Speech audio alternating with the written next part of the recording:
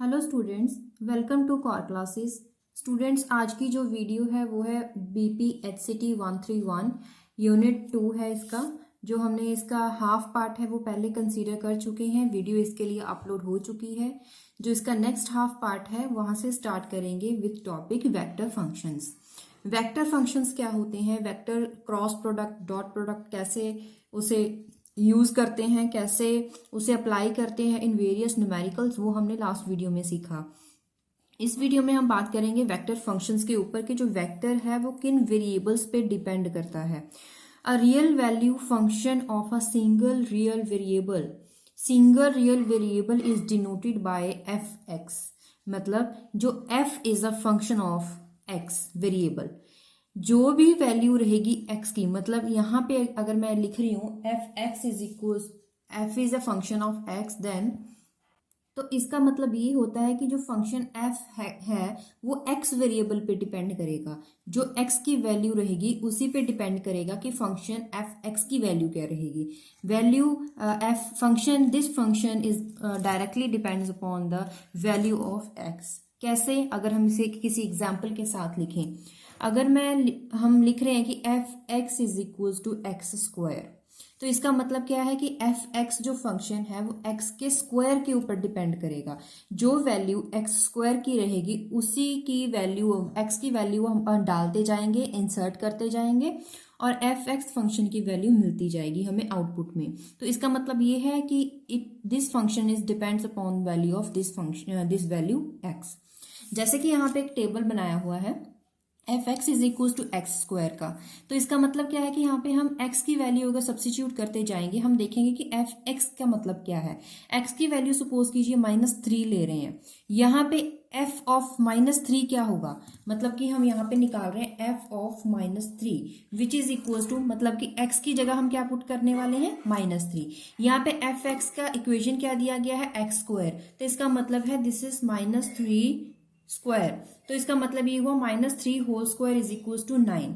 इसका मतलब ये हुआ कि जो हमने f ऑफ -3 निकाला है उसकी वैल्यू हमें कौन सी मिली, 9 मिली। जैसे कि यहाँ पे x की वैल्यू जब -3 हम इंसर्ट कर रहे हैं, हमें क्या मिल रहा है, f(x) इज इक्वल टू 9।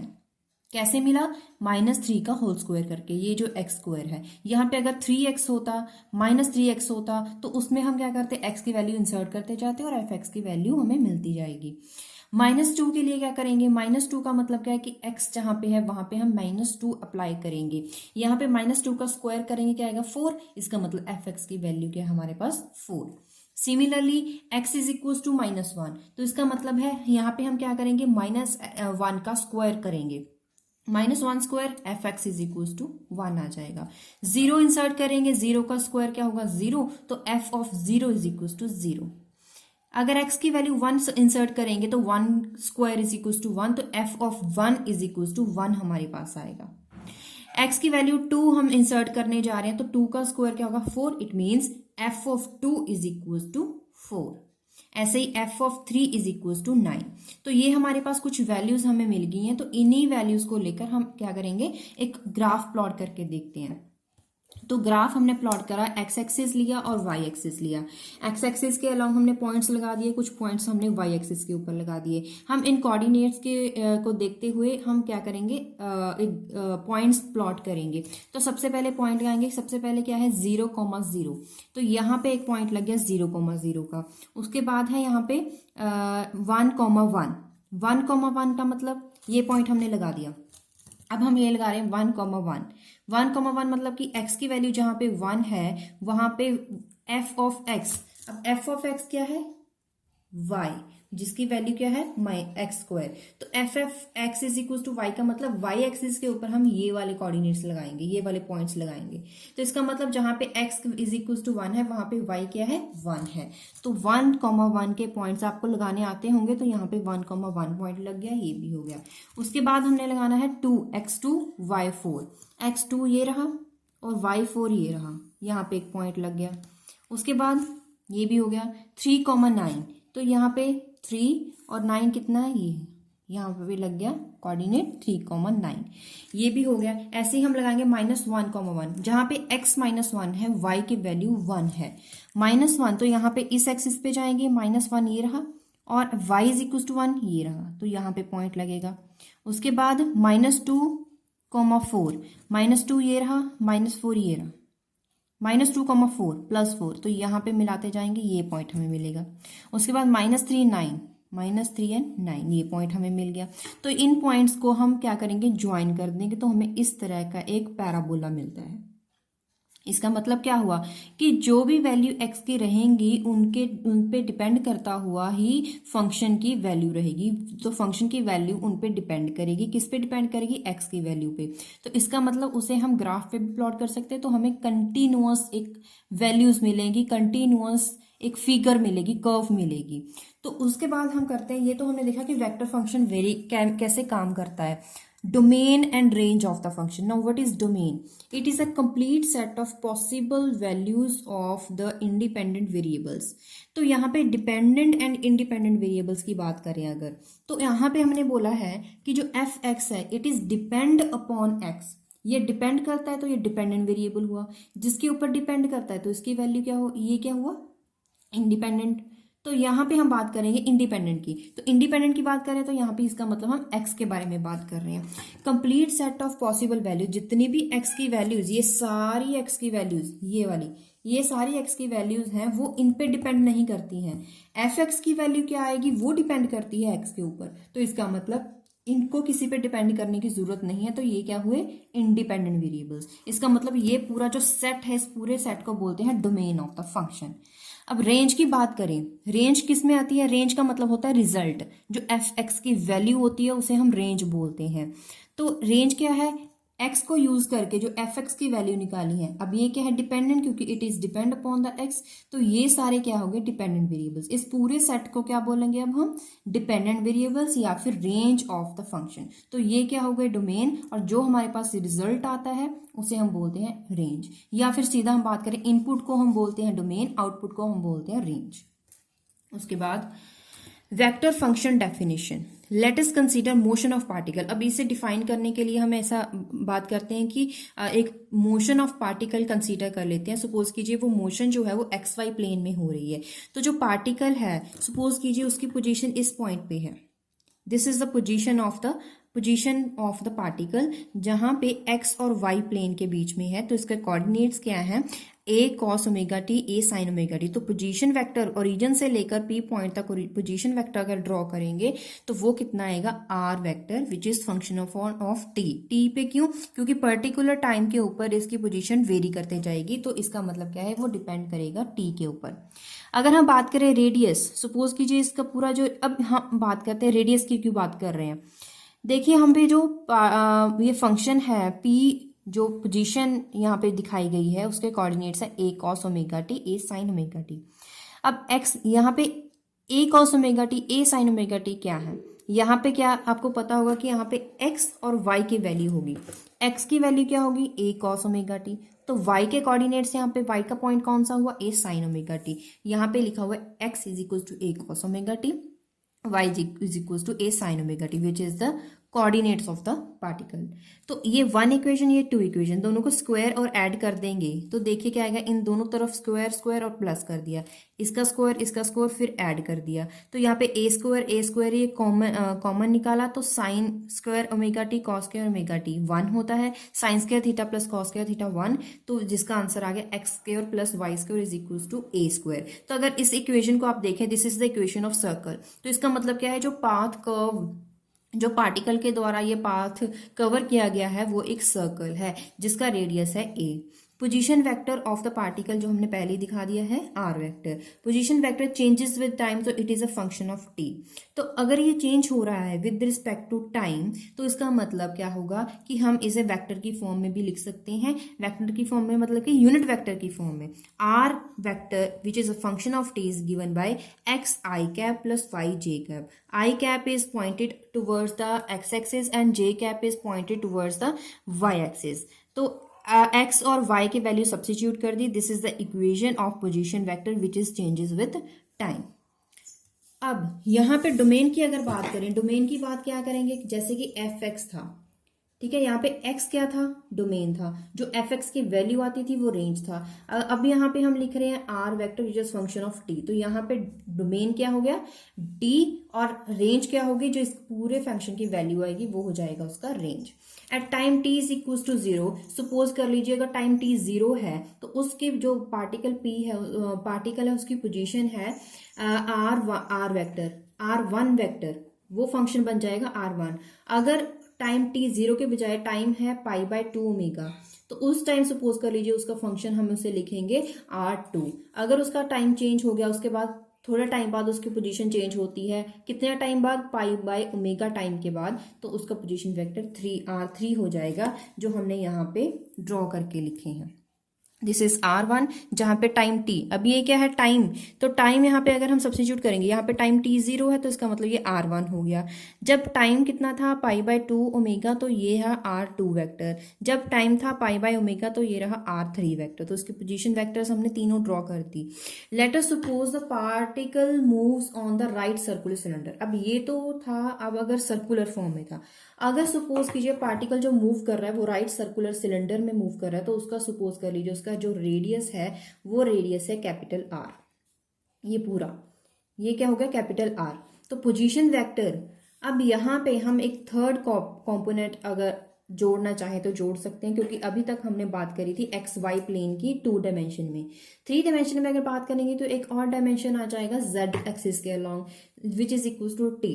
तो इस तरह से पोजीशन वेक्टर को हम कैसे लिखेंगे, r cos omega t i cap, r sine omega t j cap, और थर्ड क्या आ जाएगा यहाँ पे टी, जो हमने यहाँ पे सपोज करा था टी के cap. Path traced out by the particle is called right circular helix. Next topic, single valued scalar function. ये क्या होते हैं, और vector function with single variable in 2 dimension, it is given bye a which is a function of t is given as ft I cap plus gt j cap। ft और gt क्या होते हैं, अगर इस तरह से हम एक इक्वेशन बनाते हैं, इनमें से ये दोनों चीजें क्या होती हैं, सिंगल वैल्यूड फंक्शंस, जिनकी अपनी अपनी वैल्यू होगी, इंडिपेंडेंट वैल्यू होगी, single valued functions which are the function of t time. अगर हम 3D में देखेंगे, 3D में आई जे के अलावा एक थर्ड कंपोनेंट आ जाएगा के कैप, उसमें अनदर फंक्शन सपोज कर लीजिए, यहाँ पे f था, g था, अगला फंक्शन ले लेते हैं h विच इज दिस। तो इसमें सिंगल वैल्यूड फंक्शन कौन कौन से हो गए, ft, gt और ht। 3D Cartesian coordinate system showing vector function at। 3D Cartesian coordinate system जिसमें इनिशियल पॉइंट क्या है o, और डिफरेंट टाइम, जैसे जैसे टाइम चेंज होता जाएगा वैसे वैसे उसकी पोजीशन चेंज होती जाएगी। वो अगर पोजीशन हम मान लें कि यहाँ पे p है, तो टाइम के ऊपर डिपेंड करता है कि उसकी पोजीशन क्या होगी। अगर हम पोजीशन वेक्टर सपोज कर लिए यहाँ पे r वेक्टर t या फिर a वेक्टर t के साथ हम इसे लिख सकते हैं। अगर हम 3 पोजीशन वेक्टर की, अब यहाँ तो था a की पोजीशन वेक्टर, अगर 3 पोजीशन वेक्टर की बात करेंगे तो 3 पोजीशन वेक्टर सपोज कर लीजिए, यहाँ पे फर्स्ट टाइम जो पोजीशन वेक्टर था टाइम t1 पे पोजीशन है उसकी p1, टाइम t2 पे उसकी पोजीशन है p2 which is a function is given bye a is a vector of t2, a is a function of t2। और time 3 जो t है, अगर वो t3 है, टाइम अलग टाइम है, तो उस टाइम जो फंक्शन पोजीशन हो जाएगी वो हो जाएगी p3। तो 3 positions of p1 p2 p3 with values of t1 t2 t3। t varies continuously, time के साथ साथ पोजीशन भी चेंज होती जा रही है। तो अगर हम इसे ट्रेस करना चाहें तो हमें इस तरह का पाथ मिलेगा, रिजल्टेंट पाथ, इस तरह का कर्व हमें इन द स्पेस मिलेगा। यहाँ पे ये तीनों ड्रॉ करने का मतलब ये था कि एक पोजीशन वेक्टर, फिर उसको 3 दिखाया, तीन अलग अलग पोजीशन वेक्टर दिखाए, उसके बाद उसका पाथ ट्रेस करना। Derivative of a vector function. Derivative का मतलब क्या है, जो भी हमने वेक्टर फंक्शन पढ़े हैं, अगर हम उसको डेरिवेटिव उसका कर सकते हैं या नहीं, डिफ्रेंशिएशन कर सकते हैं या नहीं। Derivative of a scalar function y is equal to f t with respect to t। तो कैसे करोगे, हम कैलकुलस मेथड जो है वो ही अप्लाई करेंगे इसके ऊपर, जो होता है, आपको अगर फॉर्मूला याद हो +2 का, d by dt f of t which is equal to limit change in time approaches to 0 f t plus delta t, time के साथ कितना चेंज हुआ माइनस इनिशियली कितना फंक्शन था, टाइम चेंज होने पे क्या फंक्शन की वैल्यू है, मतलब कि final condition minus initial condition divide by change in the time. अगर हम वेक्टर फंक्शन की बात करें, ये तो था स्केलर फंक्शन के ऊपर, अगर वेक्टर फंक्शन की बात करें तो यहाँ पे फंक्शन की बजाय हम एक वेक्टर ले लेंगे, बाकी सारी सेम चीज होगी, बस यहाँ पे फंक्शन की बजाय हम वेक्टर ले लेंगे। Express a vector which is a function of t in the three dimensional Cartesian coordinate system, तो उस टाइम हम क्या लिखेंगे, f t g t h t. अगर इसका डिफ्रेंशिएशन करेंगे तो कैसे करोगे, with respect to time t d upon d t of A vector given by d by d t of function f t, d by d t function g t, d by d t function h t. मतलब हम function f का differentiation कर रहे हैं with respect to time, g function का differentiation कर रहे हैं with respect to time, h function का डिफ्रेंशिएशन कर रहे हैं with respect to time. Two dimension में दिखाओगे तो एक जो काटे यहाँ पे एक एक्सिस है वो खत्म हो जाएगा, एक यूनिट वेक्टर खत्म हो जाएगा, ये रहेंगे टू डायमेंशन में। When differentiating a vector function, three situation arise, कौन कौन सी, या तो जब भी वेक्टर का हम फंक्शन को अगर डिफ्रेंशिएशन करते हैं तो यहाँ पे तीन चीजें चेंज होती हैं, चेंज इन मैग्नीट्यूड, या फिर सिर्फ और सिर्फ उसका मैग्नीट्यूड चेंज होगा, या फिर सिर्फ और सिर्फ उस वेक्टर की डायरेक्शन चेंज होगी, या फिर दोनों में भी चेंज आ सकता है। अगर हम बात करेंगे कि सिर्फ और सिर्फ मैग्नीट्यूड में चेंज आता है तो कैसे चेंज आता है, सपोज कर लीजिए इनिशियली वेक्टर ये था, उसके बाद में चेंज आके डेल्टा ए हो गया, तो टोटल चेंज कितना हुआ, A plus delta A vector which is given by this vector. अगर सिर्फ और सिर्फ डायरेक्शन में चेंज आता है तो हम क्या मानते हैं कि पहले क्या था पोजीशन वेक्टर, यहाँ पे ए वेक्टर था ये, उसके बाद उसमें चेंज आ गया ए प्लस डेल्टा ए, तो चेंज कितना आया टोटल, फाइनल माइनस इनिशियल, तो ए वेक्टर के साथ कैंसिल आउट हो गया, डेल्टा ए बच गया विच इज गिवन बाय दिस। उसके बाद मैग्नीट्यूड में भी चेंज आएगा और उसके साथ साथ डायरेक्शन में भी चेंज आएगा। तो कैसे, इनिशियल वेक्टर अगर ए वेक्टर है तो उसके बाद चेंजेस कितने आए, उसमें चेंज आया डेल्टा ए का चेंज आया, जिससे क्या बन गया, वो ए plus delta A vector result में वो बन गया। मतलब तीनों में चेंजेस आ सकते हैं, सिर्फ और सिर्फ मैग्नीट्यूड में, सिर्फ और सिर्फ डायरेक्शन में, और इन द बोथ। अब ये तीन रिजल्ट्स अगर आप याद रखें, ये न्यूमेरिकल अक्सर आ जाता है, d by d t of s f vector, s is a scalar function, f is a vector function, तो इसका डिफ्रेंशिएशन कैसे होता है, कैसे होगा, f vector differentiation of second plus second differentiation of first, u v का यहाँ पे फॉर्मूला जस्ट अप्लाई किया गया है, बट यहाँ पे एस जो है वो स्केलर वेक्टर है, ये है स्केलर फंक्शन है, ये वेक्टर, ए वेक्टर डॉट बी वेक्टर, यहाँ पे डॉट की बात आ गई, तो कैसे सॉल्व करेंगे इसका differentiation, differentiation of A vector dot B vector plus A vector dot derivation of differentiation of vector B, vector A का differentiation dot B vector as it is plus A vector as it is dot B vector का differentiation. अगर यहाँ पे cross product हो तो उसमें क्या होगा, कोई चेंज नहीं आएगा, डॉट की बजाय क्रॉस लगेगा, बाकी सारा सेम रहेगा।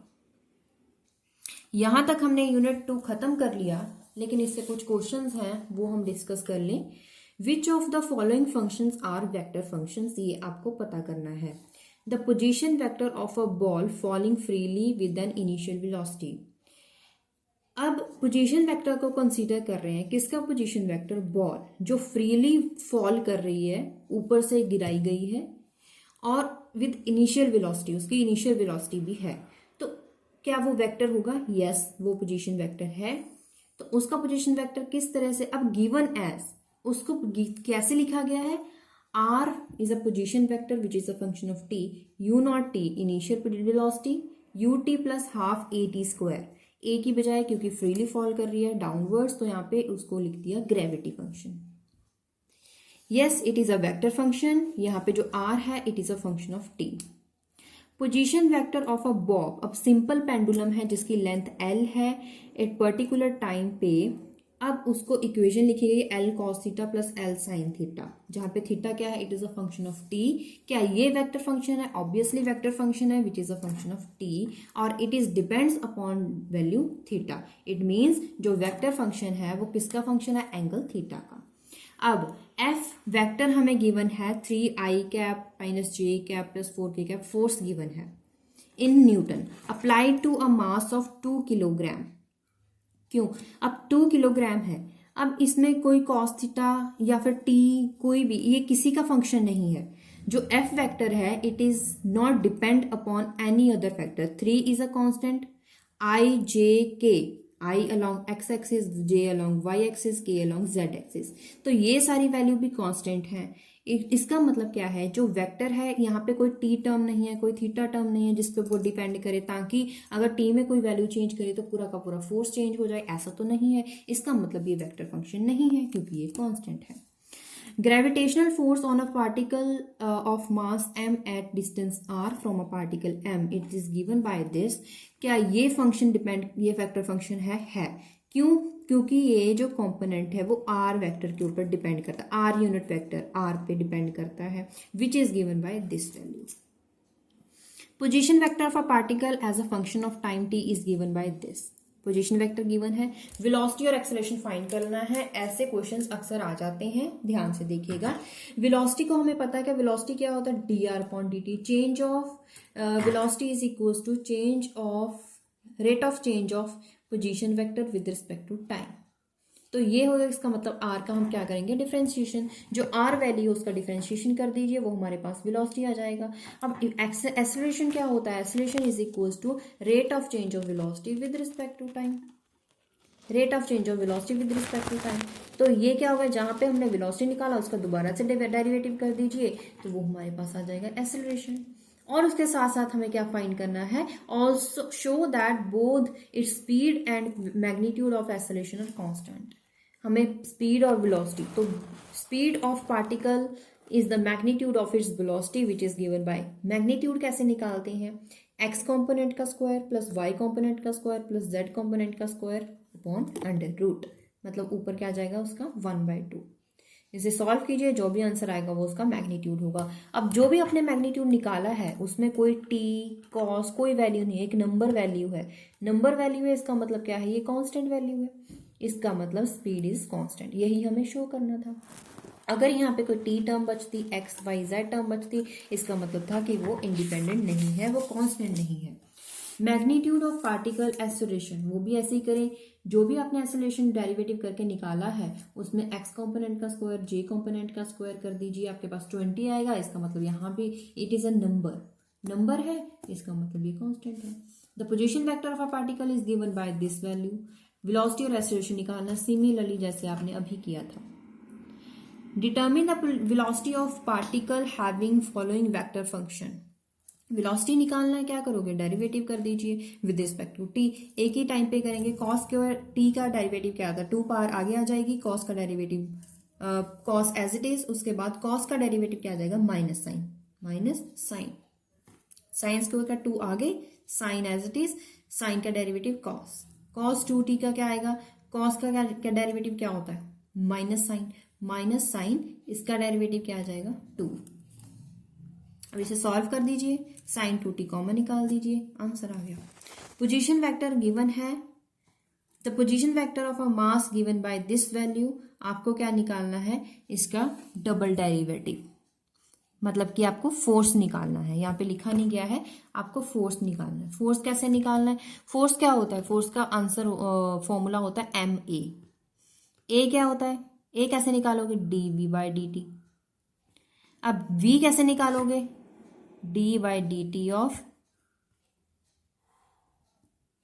dr/dt। ये होगी v की वैल्यू, ये रही। इसका मतलब हमें जो r है उसका एक बार डिफरेंशिएशन करके दोबारा से फिर से डिफरेंशिएशन करना है, मतलब कि डबल डिफरेंशिएशन। इसीलिए यही चीज यहाँ पे लिखी हुई है, क्योंकि हमें r गिवन है, r का एक बार डिफरेंशिएशन करोगे तो v आएगा, v का दोबारा से डिफरेंशिएशन करोगे तो a आएगा, तो m a ही तो हमें निकालना है। तो एक बार डिफरेंशिएशन करा, फिर दूसरी बार डिफरेंशिएशन करा, फिर इसमें वैल्यू सब्स्टिट्यूट कर दी, हमारे पास आंसर आ गया। Next question, a curve is described by parametric function x y z. Value given है, यूनिट टेंजेंट हमें निकालना है at t is equal to 1। r vector है, टेंजेंट क्या होता है, dr/dt। और जो भी यहाँ पे आंसर आया वहां पे t is equal to 1 condition given है, t इज इक्वल टू 1 यहाँ पे सब्स्टिट्यूट करोगे, c 6j - k वेक्टर आ गया। Unit vector. अब यूनिट वेक्टर क्या होता है, किसी का भी यूनिट वेक्टर, सपोज कीजिए हमें बी का यूनिट वेक्टर निकालना है, क्या होता है, वेक्टर अपॉन इट्स मैग्नीट्यूड। तो वेक्टर एज इट इज लिखें, मैग्नीट्यूड कैसे निकालते हैं, जितने भी कंपोनेंट्स हैं उनके जो आगे कंपोनेंट्स होते हैं, कोफिशिएंट्स होते हैं, उनका स्क्वायर और ऐड ऊपर अंडर रूट। वेक्टर हमें गिवन है A vector B vector, determine A vector B vector at T is equal to 1। पहले क्या करना है हमें, डॉट प्रोडक्ट। डॉट प्रोडक्ट कैसे, A vector as it is dot B का derivative plus B vector as it is dot A का derivative. A ये as it is, इसका डेरिवेटिव करके यहाँ लिखा, प्लस ये वाला यहाँ पे इसका डेरिवेटिव ये आ गया, ये फंक्शन एज इट इज।